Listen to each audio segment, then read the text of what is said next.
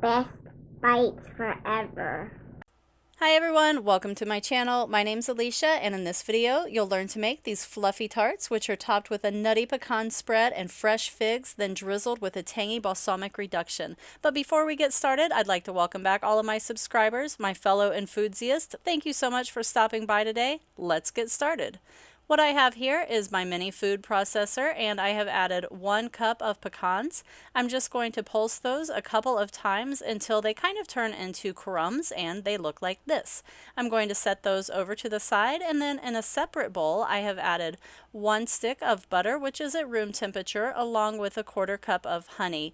And a little tip here for you: when you measure your honey, if you spray just a little bit of cooking spray into that measuring cup, it will help it come out a lot easier without you having to get out a little mini spatula and scrape it.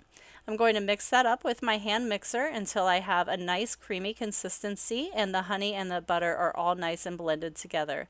Then I'm going to add in 1 egg, and I'm going to do the same thing. I'm just going to use my hand mixer and mix this around until the egg is nice and combined with my butter and my honey. And once it looks like this is just what I am looking for. So again, I'm going to scrape my bowl with my spatula just to make sure nothing is sticking on the bottom, and then I'm adding a 1/4 cup of flour along with 3/4 of a teaspoon of baking powder and like a pinch of salt. We'll say 1/4 to a half of a teaspoon. I'm going to mix all of this together until it is combined, and this goes pretty quickly. It took about 30 seconds to get it mixed together really well, and now I am ready to go ahead and add in those pecans. So I'm going to pour these in, and quite a bit of them kind of stick in the food processor, so make sure that you get those guys out of there because you definitely don't want to lose any flavor in there. I'm going to go ahead and stir this all together again just to get it nice and combined, and I'm going to put this over to the side once it looks like this. Isn't it just gorgeous? Yay!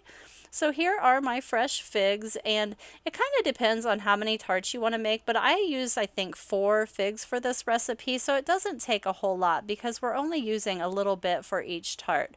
I cut those in half and then into thirds, and then I have my bosc pear here. I'm also making a couple of my tarts with my pear, so I'm just going to slice those up like so. Here I have my puff pastry, which has been in the freezer. I took it out and I let it sit at room temperature for about 30 minutes just to make it easier to work with, and then I just followed the lines where it was folded to get my thirds.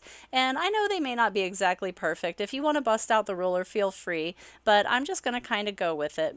I'm going to set these into a little pile and work with one at a time.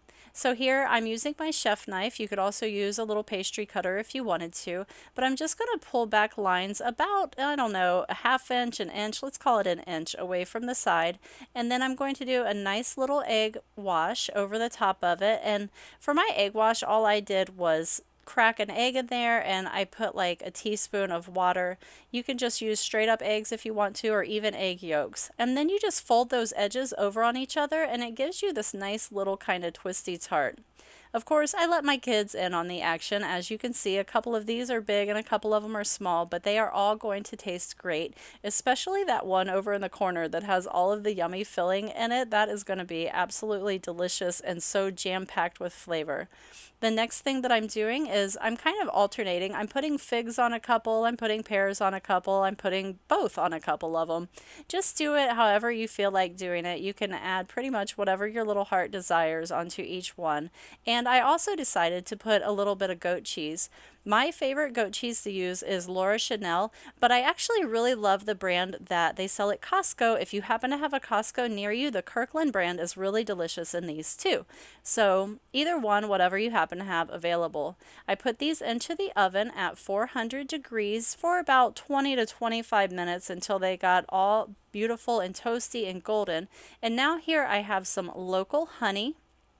And I'm not going to drizzle this on all of them, but I'm going to drizzle this on the ones that I've prepared for the kids because they really like the sweetness of the honey added on top of these. For my husband and me, I'm going to put some balsamic reduction on a few of these because obviously that is what we like better. So again, that's totally up to you which one you prefer to do.